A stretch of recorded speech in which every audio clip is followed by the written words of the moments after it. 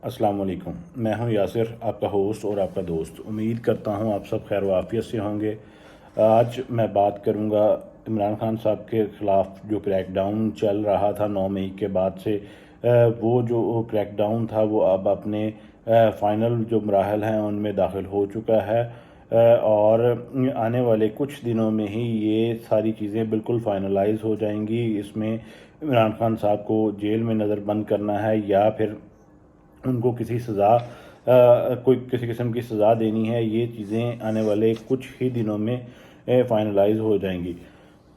लेकिन इसके बाद जो अहम मसला खड़ा हो रहा है वो पीडीएम जमातों के लिए अगले इलेक्शन में सीट एडजस्टमेंट्स और सेटलमेंट्स का है।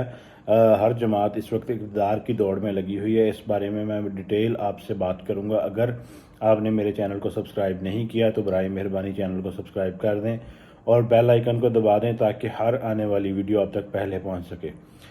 जैसे कि आप जानते हैं कि इस वक्त पीटीआई के ख़िलाफ़ सख्त किस्म का क्रैकडाउन है। 100 के करीब जो अरकान हैं वो पीटीआई को छोड़ चुके हैं, बाकायदा तौर पर ऐलान कर चुके हैं। इसमें बहुत सी नामवर शख्सियात जिनके बारे में लोगों की ये और इवन दो इमरान खान साहब की भी राय थी कि वो लोग इमरान खान साहब के साथ हर मुश्किल वक्त में कंधे से कंधा मिलाकर खड़े होंगे,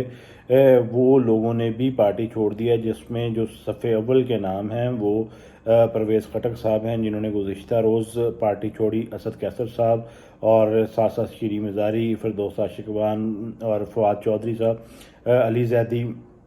ये कुछ बड़े नाम थे जिन्होंने पीटीआई को खैरबाद कहा और इमरान खान साहब को भी कुछ लोगों ने इसमें से खैरबाद कह दिया। तो ये वो लोग समझे जाते थे जो कहा जाता था कि ये इमरान खान साहब को अब नहीं छोड़ेंगे, ये नज़रियाती लोग हो चुके हैं। खैर ये सिलसिला तो आने वाले 2 से 3 दिन मैक्सिमम इस हफ्ते के अंदर अंदर फाइनलाइज हो जाएगा कि इमरान खान साहब को अब जेल में नज़रबंद करना है या फिर उनको कोई सज़ा देनी है। क्योंकि तकरीबन जो पार्टी के अहम रहनुमा हैं वो तोड़ लिए गए हैं, कुछ बाकी हैं, उनके ख़िलाफ़ भी क्रैकडाउन जारी है जिसमें परवेज़ इलाही साहब को अब पकड़ लिया गया है और आने वाले 24 से 48 घंटों के अंदर अंदर इस्लाम इकबाल और हमाद अज़हर साहब को भी गिरफ़्तारी का इंदिया दे दिया गया है कि उनको भी गिरफ़्तार कर लिया जाएगा। तो इस सारे सिलसिले के बाद बात आ जाती है कि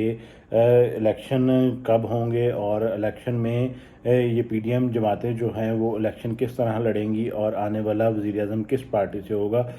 ये अब जो मामला है वो बिगड़ता चला जा रहा है। इन पार्टीज़ के दरमियान जो है तनाज़ात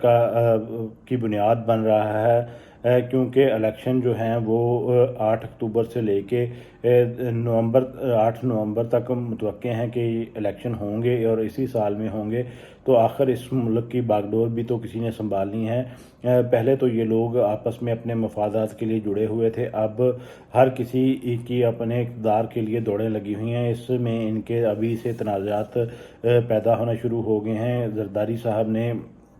भी मुलाकातें शुरू कर दी हैं, वो पंजाब में आना चाहते हैं क्योंकि वो जानते हैं कि सिंध ऑलरेडी जो है वो उनके पास है और उन्हीं के पास रहेगा। और इसके साथ साथ अब वो अपना जो है कदम पंजाब में जमाना चाहते हैं, उसके लिए वो जो है काफ लीग से भी मुलाकातें कर चुके हैं, जहांगीर तरीन से भी उनकी मुलाकात हो चुकी है। तो ये एक मुस्लिम लीग नून के लिए लम्हा फ़िक्रिया बनी हुई है और मुस्लिम लीग नून ये चाह रही है कि अब उनको जो सीट सेटलमेंट्स हैं वो सिंध के अंदर मिलें। तो ये भी एक मसला है और इसके साथ साथ एक किंग्स पार्टी बनाई जा रही है जो कि जहांगीर तरीन की है। उसमें जो अक्सर और बेशतर लोग हैं वो इसी मौजूदा गवर्नमेंट में कोई मशीर है या कोई किसी अहदे पर फाइज है। तो इस वक्त वो जहांगीर तरीन ग्रुप जो सामने आ रहा है किंग्स पार्टी के तौर पर, उनको असिस्ट करते हुए नज़र आ रही है। तो ये भी नून लीग और जहांगीर तरीन के दरमियान इख्तलाफात का बायस बन रही है कि हमारे ही लोग आपको असिस्ट कर रहे हैं और आप एक नई पार्टी बनाकर हमारी ही सीटें जो हैं वो उनको ख़राब करना चाह रहे हैं। और इसके बाद फजलुर रहमान जिनके बारे में ऑलरेडी खबरें गर्दिश कर रही हैं कि वो नाराज़ होकर थाईलैंड गए थे, تو انہوں نے فیصلہ کیا ہے کہ وہ تھائی لینڈ سے سیدھے پشاور میں آئیں گے اور وہاں پر آ کر 3 روزہ قیام کریں، کیونکہ وہ جانتے ہیں کہ اس سارے معاملات میں جتنی مہنگائی ہو چکی ہے اور جو یہ پی ڈی ایم نے پکڑ دکڑ اور لوگوں پر ظلم کا سلسلہ کیا ہے، تو کے پی کے میں ان کے جو ووٹس ہیں وہ کم ہوئے ہیں، وہ ایٹ لیسٹ اپنا جو پاؤں ہے وہ کے پی کے اندر مضبوط کرنا چاہتے ہیں، اس لیے انہوں نے فیصلہ کیا ہے کہ وہ پشاور میں 3 دن رہیں گے۔ تو کے پی کے ان کے پاس جاتا ہوا نظر آ رہا ہے، لیکن وہ اس وقت جو ہے وہ جہانگیر ترین سے اور نواز شریف سے ناراض ہیں، کیونکہ ان کو جو ان کے مطابق حصہ نہیں مل رہا، اس بات کی پر ان کے تحفظات ہیں۔ اس کے ساتھ ساتھ نواز شریف صاحب بھی جہانگیر ترین سے سخت ناراض ہیں، اور اسی سلسلے میں ایک اہم پیش رفت ہوئی ہے کہ جہانگیر ترین صاحب جو ہیں وہ لندن میں ہنگامی طور پر لندن جا رہے ہیں اور وہاں پر نواز شریف صاحب سے ملاقات کریں گے۔ اس ملاقات کا ایک ہی ایجنڈا ہے کہ یا تو پی ٹی آئی کے جو اراکین ہیں پی ٹی آئی کو چھوڑ کر گئے ہیں ان کو ادر پارٹیز میں ایڈجسٹ کروایا جائے، یا پھر اگر وہ جہانگیر ترین گروپ میں آتے ہیں تو ان کو اس گروپ میں سے روکا جائے، کیونکہ نواز شریف کا موقف یہ ہے کہ ان لوگوں کو تو جو ہے سیاست سے مائنس کرنا تھا، تو آپ ان سب لوگوں کو اکٹھا کر رہے ہیں، اس بات پر ناراضگی ہے۔ تو جہانگیر ترین صاحب نے اس سارے معاملے میں یہ کہا کہ میں میاں صاحب سے خود بات کر لیتا ہوں، وہ اب لندن جا رہے ہیں، وہاں پر 2 ہی ڈیلز ہو سکتی ہیں، یا تو ایک یہاں پر سیٹ ایڈجسٹمنٹ ہوگی، کچھ سیٹیں جہانگیر ترین گروپ کو دے دی جائیں گی، یا پھر ایسا ہوگا کہ الیکشن میں جہاں پر جہانگیر ترین کا کینڈیڈیٹ کھڑا ہوگا وہاں پر نون لیگ اپنا کینڈیڈیٹ نہیں کھڑا کرے گی، اور جہاں پر نون لیگ کا کینڈیڈیٹ ہوگا وہاں پر جہانگیر ترین گروپ کا بندہ نہیں آئے گا۔ تو اس سارے جو معاملات ہیں یہ -1 کر کے جو اب بندر بانٹ کا سلسلہ ہے وہ ایک سوالیہ نشان بن چکا ہے۔ ہر پارٹی کے اپنے اپنے تحفظات ہیں، ہر کوئی چاہتا ہے کہ وہ اقتدار میں آئے اور اس کو سب سے زیادہ بہتر ملے۔ زرداری صاحب جو ہیں وہ بلاول کو وزیر اعظم بنانا چاہتے ہیں، جبکہ میاں نواز شریف صاحب خود واپس آ کر اہل ہو کر وزیر اعظم بننا چاہتے ہیں، اور اس کے بعد شہباز شریف صاحب ہیں وہ بھی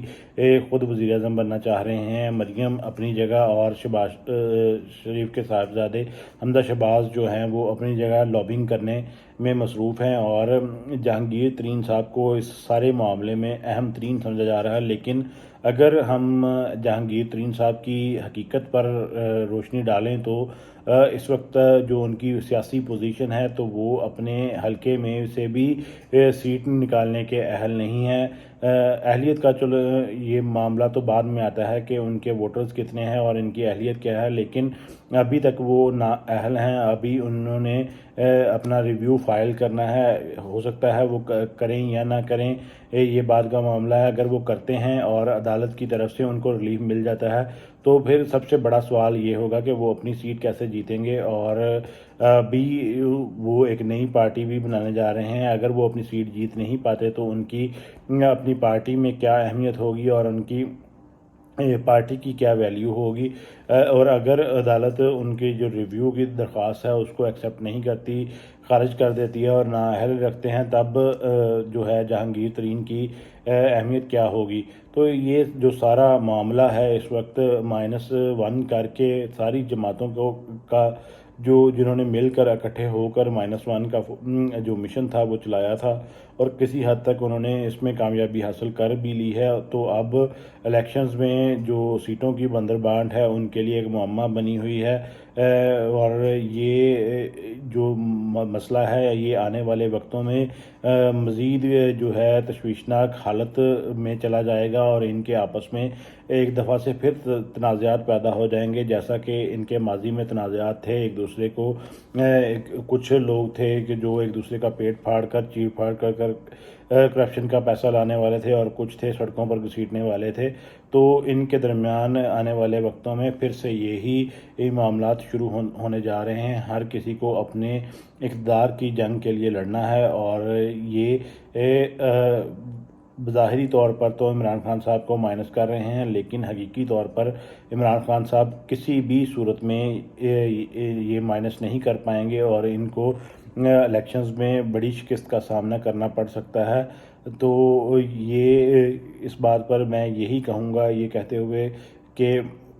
ویڈیو کو ختم کروں گا کہ انسان ایک پلان انسان بناتا ہے اور ایک پلان اللہ تعالیٰ بناتا ہے، لیکن جو اللہ تعالیٰ پلان بناتا ہے وہ بالکل اٹل ہوتا ہے اور بہتر پلان ہوتا ہے۔ اور ابھی یہی صورتحال نظر آ رہی ہے، ایک پلان پی ڈی ایف نے بنایا تھا اور ایک رب کا پلان ہے، اور جو رب کا پلان ہے وہ کامیاب ہو رہا ہے، اور اب ان لوگوں کے آپس میں تضادات ہو رہے ہیں۔ میری اللہ سے صرف یہی دعا ہے کہ پاکستان ان تمام مسائل سے نکل آئے اور پاکستان دن دگنی رات چوگنی ترقی کرے۔ پاکستان زندہ باد۔ السلام علیکم۔